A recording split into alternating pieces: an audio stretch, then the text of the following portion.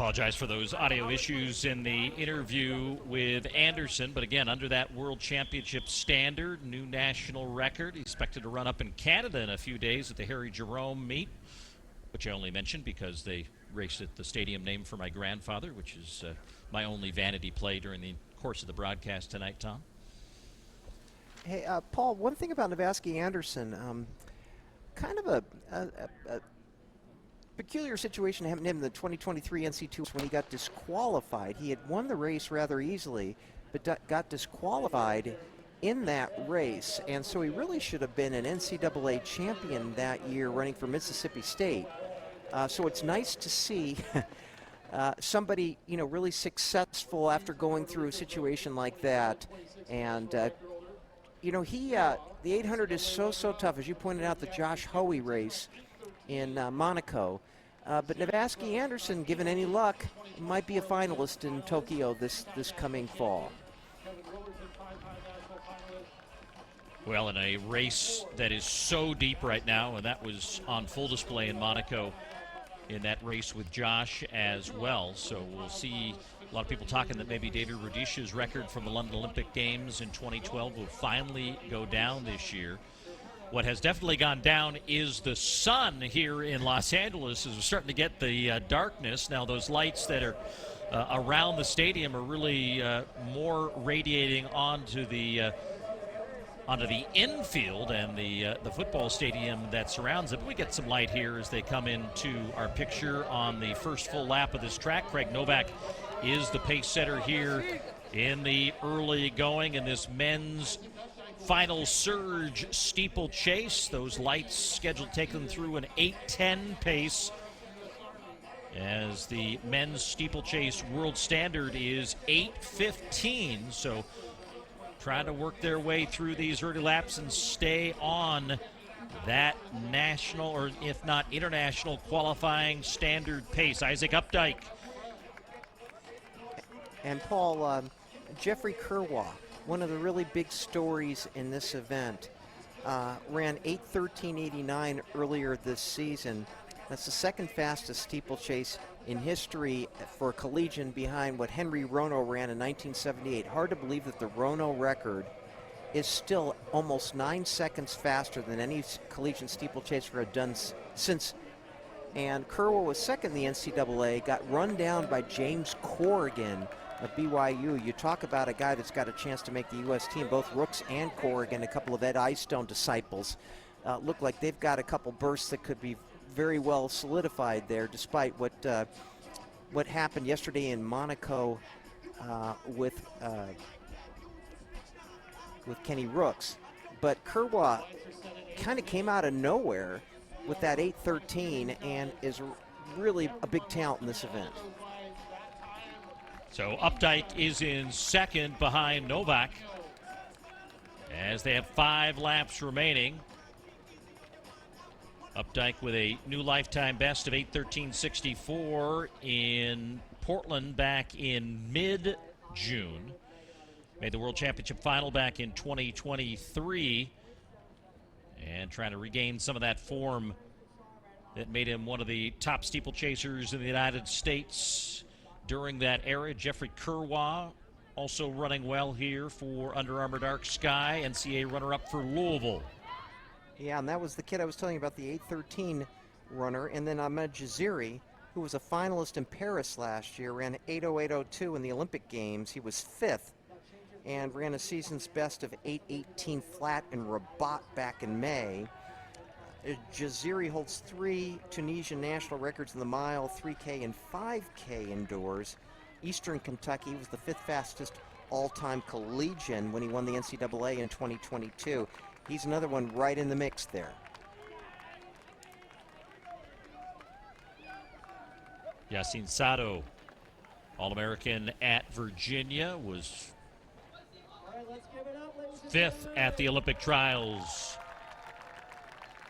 a year ago. Those lights illuminating and carrying this field down the back stretch as they are looking to go 8:10. Novak is done, and Updike now with a bit of an advantage, and will stick on to those lights as best he can. This is the challenging part of the race when you lose that human next to you. JAZIRI makes a move into second. Going to try to close that gap and get contact with Updike if he can, coming to that water jump as they near 5 minutes elapsed on the clock. Again, the World Championship standard, 8:15.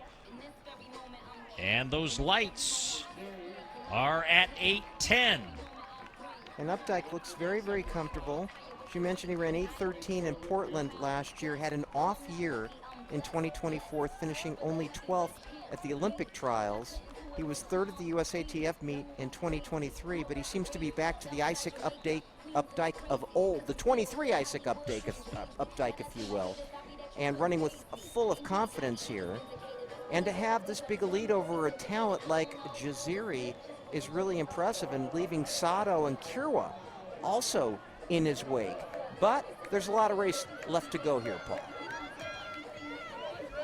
Yeah, KIRWA back in fourth. There's a pretty good group trying to regain contact with those leaders, but you can see the four of them kind of in isolation now, with separation between Updike and JAZIRI, and then a little bit closer the gap between SADO and KIRWA. And Paul, they're running about 8:15.7 pace at the moment, so it has slowed down quite a bit. And that's the danger of going out super fast like they did, is that, you know, you feel it a little bit later. It's better to kind of go out maybe a little bit slower so that you're not trying to chase at the end of the race. And that's it's gotten a little bit away from the pace that they wanted to run. And now if I am Updike, that effort may in fact cause him to get pounced on from the group behind him. Ran 65.4 on the previous lap. Here comes SADO as he's coming up alongside JAZIRI in that battle for second. KIRWA sitting alone in fourth. Here comes Updike over the water jump for the next to last time, and now will make his way to that home stretch where he's got a good crowd on hand, and that will help buoy him a little bit. But those lights are starting to get away from him now, and got to find something in the tank here in the last lap as he's trying to close in on that 8:15 barrier. It's going to be and tough, it's going to Paul. take about a 65-second last lap to get it. Yeah, and he's got to be worried more about winning this race maybe than getting that 8:15. His form was a little bit ragged over those last couple of barriers, but he may have enough of a cushion over both those guys because there's a considerable distance that they have to kind of traverse here. SADO and JAZIRI and KIRWA. Daniel MICHALSKI is also moving up well, along with Aaron All of Canada and Ryoma AOKI of Japan, into the interior for the water jump for the last time as he gets out of it cleanly. SADO starting to pick up some steam here as he's closing to about 10 meters. Can that push Updike here as he comes to the final stretch? Looks over his shoulder as he's closing in on the line. Can he get under 8:15? He will. And 8:13.68 for Isaac Updike, as that is just 0.04 of a second off of his earlier season's best. So he'd already clicked off that 8:15 time, Tom, but another good effort to back up the run in Portland from just a month ago. SADO with a new lifetime best as he takes almost 12 seconds off of his lifetime best. MICHALSKI with a lifetime best as well in fourth in 8:18.40. And KIRWA finishing in third in 8:17.66. Last lap of 64 seconds for Updike. Yeah, and that was a tough way to do it because he was very aggressive early on in the pace and pulled away very early, as you can see from the field. And then he had to kind of run that middle part of the race by himself, and that becomes difficult when you have all the barriers that you have. But he certainly showed a lot of strength. There with about 600 to go, SADO with a lifetime best of almost 2 seconds in that race. And SADO is going to show once again that he is going to be a factor at the U.S. Championships here.